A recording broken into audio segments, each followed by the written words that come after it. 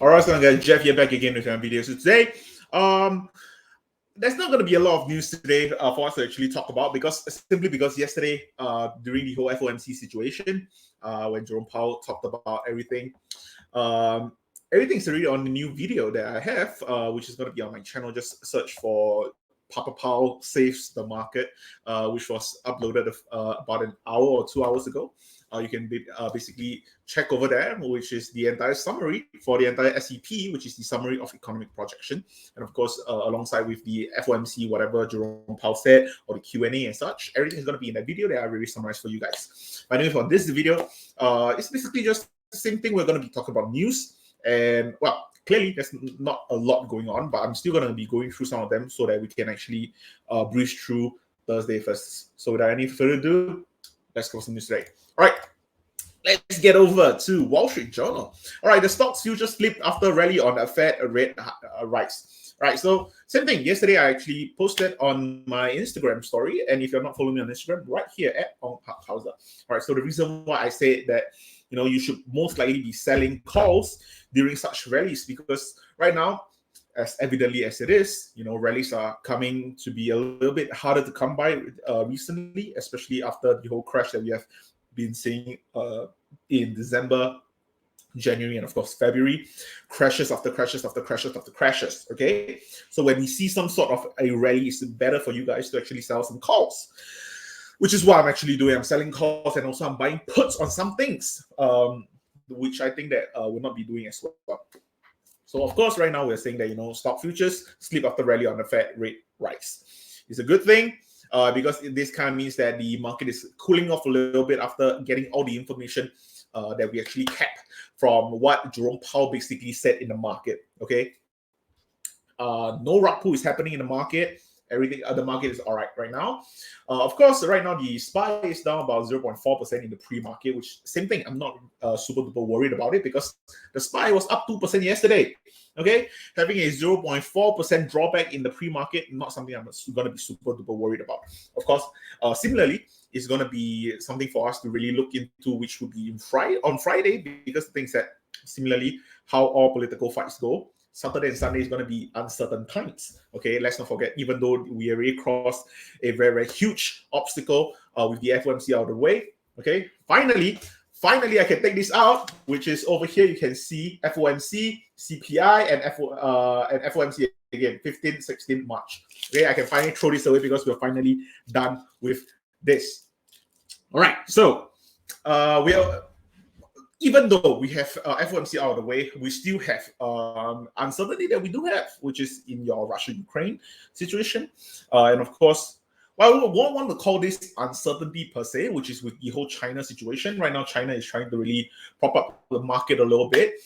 It's nice to see that the Chinese market is starting to get back some steam in the whole engine. So, of course, I won't say that there's a lot of uncertainty, but let's not forget, we do have inflation coming in as well, which also in the video that I told you guys to watch, which is the Papa Powell Save the Market.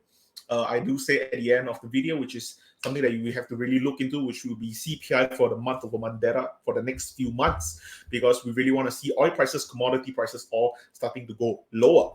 Okay, because chances are we're still going to be seeing oil prices and commodity prices going up on the upper side, especially with your wheat, palladium, all this stuff. Okay, we understand that those things are all going to go up for the month of March. Okay, but of course for April and May, we do hope to see some form of a disinflation happening.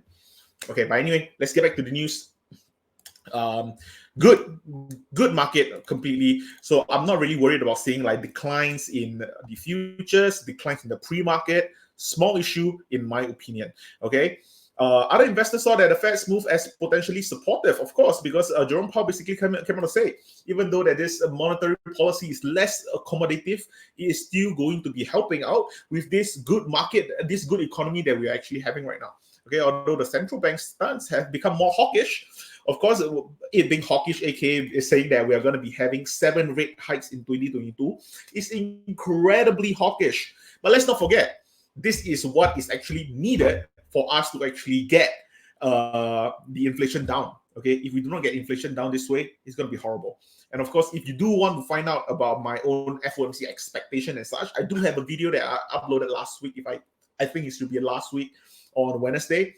And basically what I actually said in the video is that, what would actually happen if we have a 25 basis point increment, which we did, alongside with a 6 to 7 basis point increment in every 7 weeks or so, which we are going to be having as well. Okay, what I say is we are most likely going to be having a pseudo recession.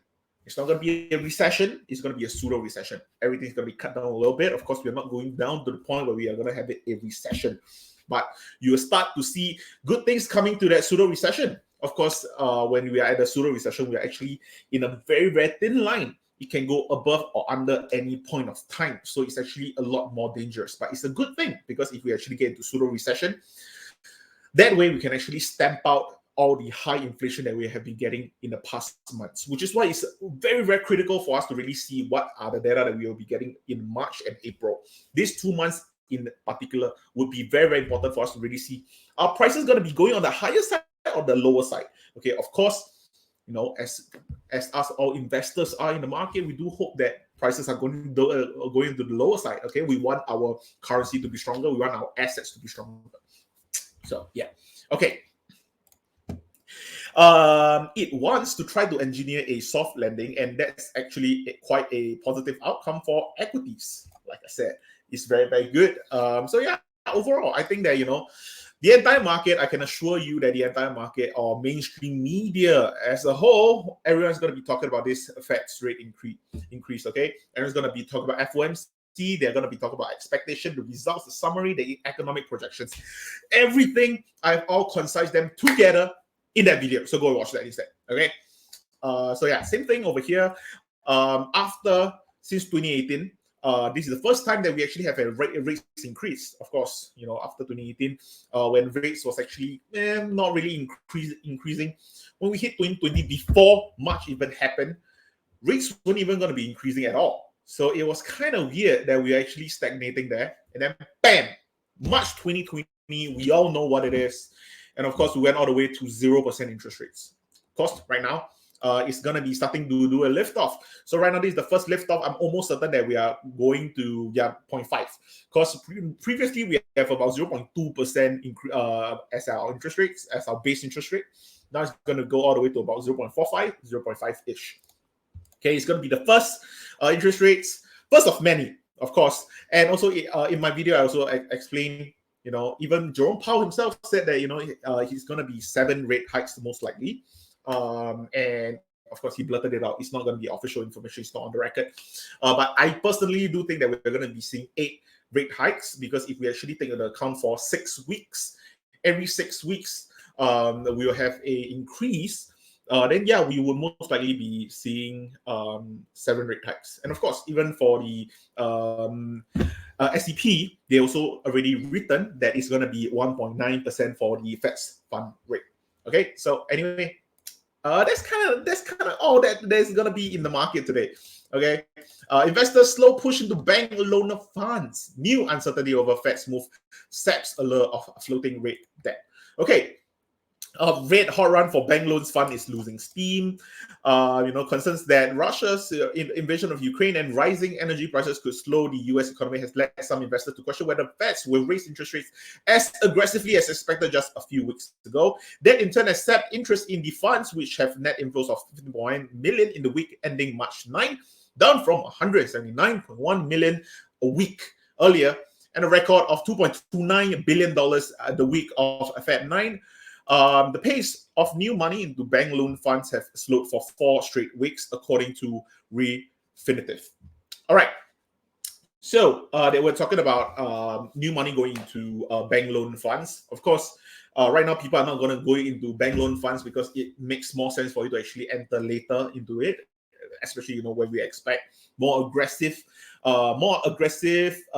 increase of the Fed's fund rate. It kind of just makes sense for people to not want to get into the bank loan funds today, because just holding off for 6 weeks, you can easily get more. Okay, so it kind of makes sense for them to actually kind of say that, we do not really want to get into bank loans right now. It just makes sense for us to get into bank loans fund later in the day. And do not get mixed up for bank loans and bank loans funds, because bank loan funds simply means that you're actually behind the investors who are lending out the money, instead of you being the one that's actually lending the money,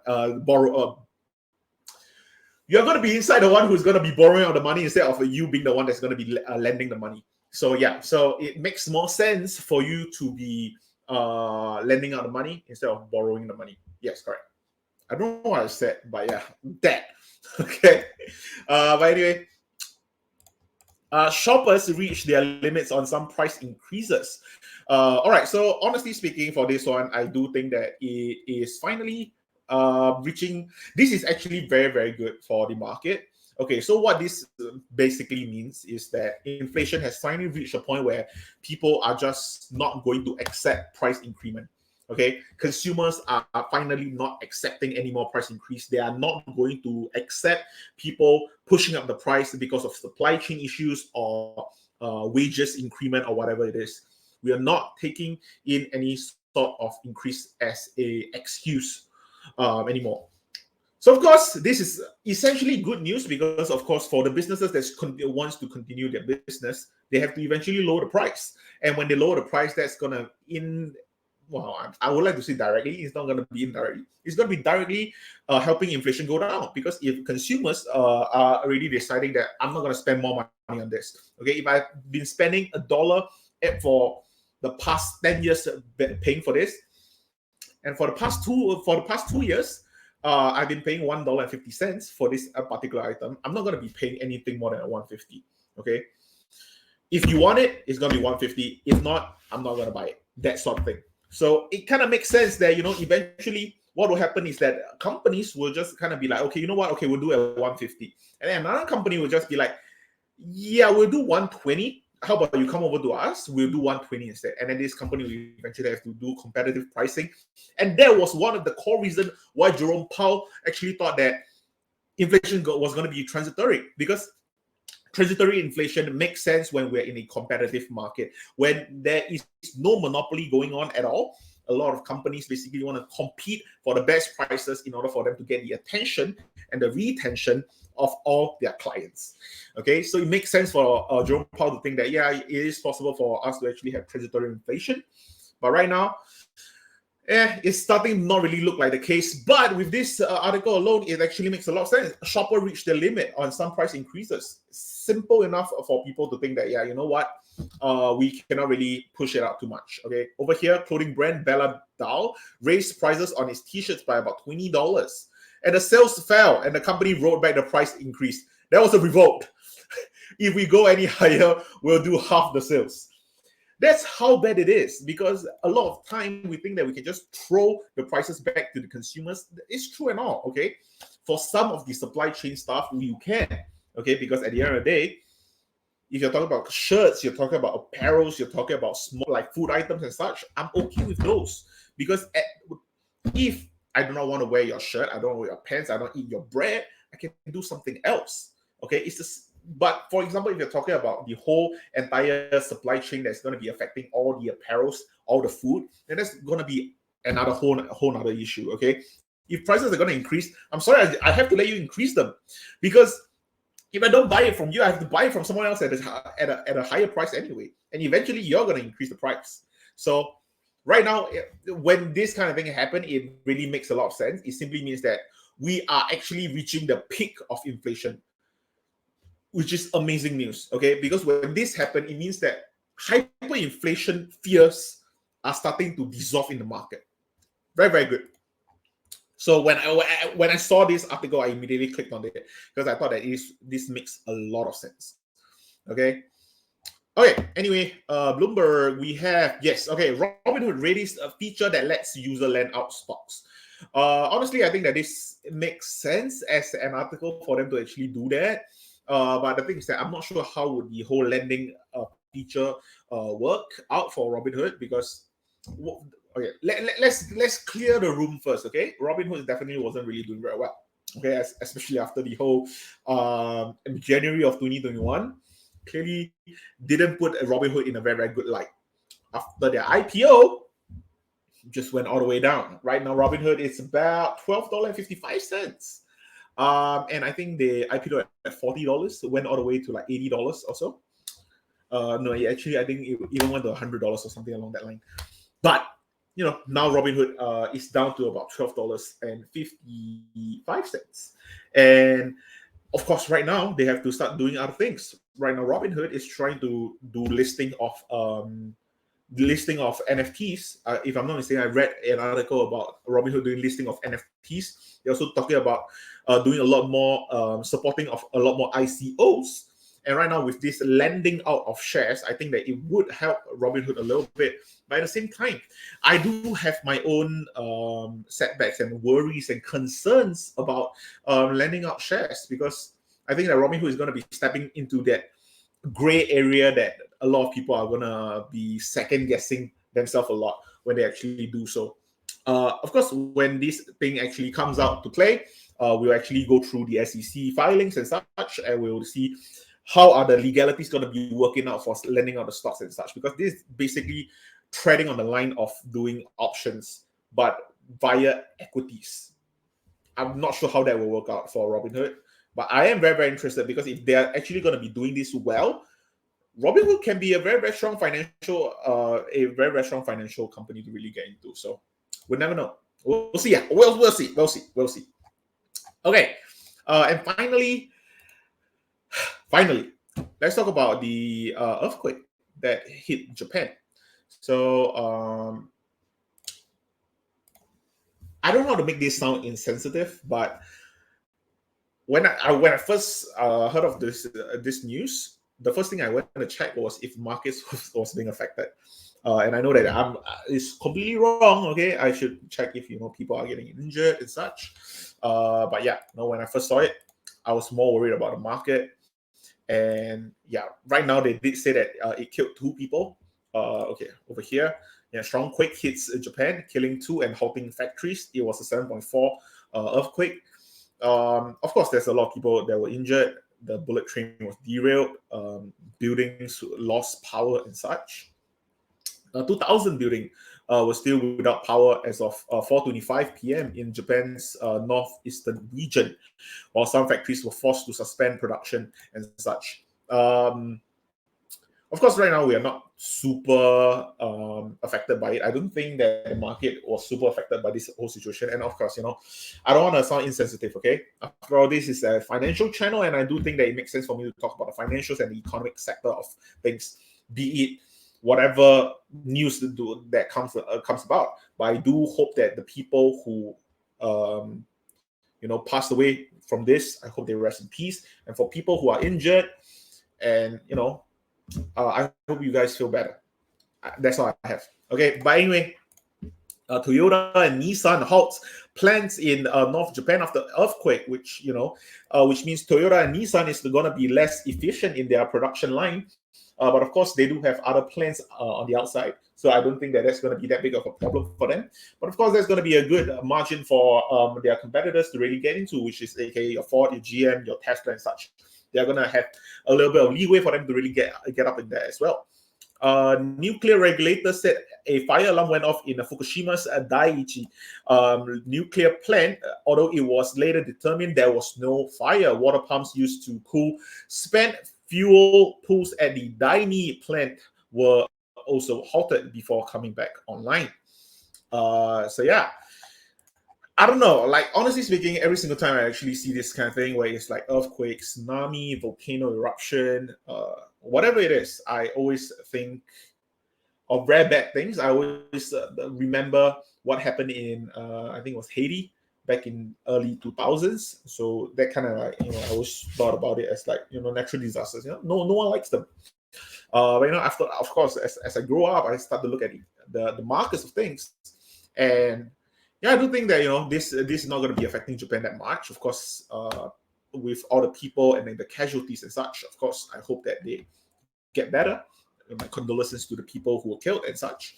But yeah, I don't think that Japan is going to be super duper affected by it. I do think that they will definitely be able to recover from this. But of course, Japan as a country, as a whole, their economy hasn't really been the best of the best. Okay, so clearly this is not going to be helping Japan on the recovery side of things. But I do hope for the best for their country.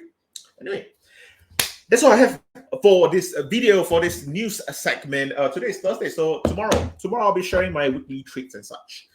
But honestly speaking, you will most likely be seeing a lot of selling of calls, which I am a very, very big fan of, because I did get some juicy premiums going on that side of things. But all right now, since it's still 20 minutes, a lot earlier than what I usually post on YouTube for you guys. Let me just look at the markets to see if there are any huge changes for us to really look at. Apparently, there's nothing much. Yeah, everything is actually up. Let's see, Xpeng. Xpeng is down 5% in the pre-market, but I think I read something along the line for Xpeng earlier. But I'm not sure what was it. Xpeng. Do I have anything from Xpeng?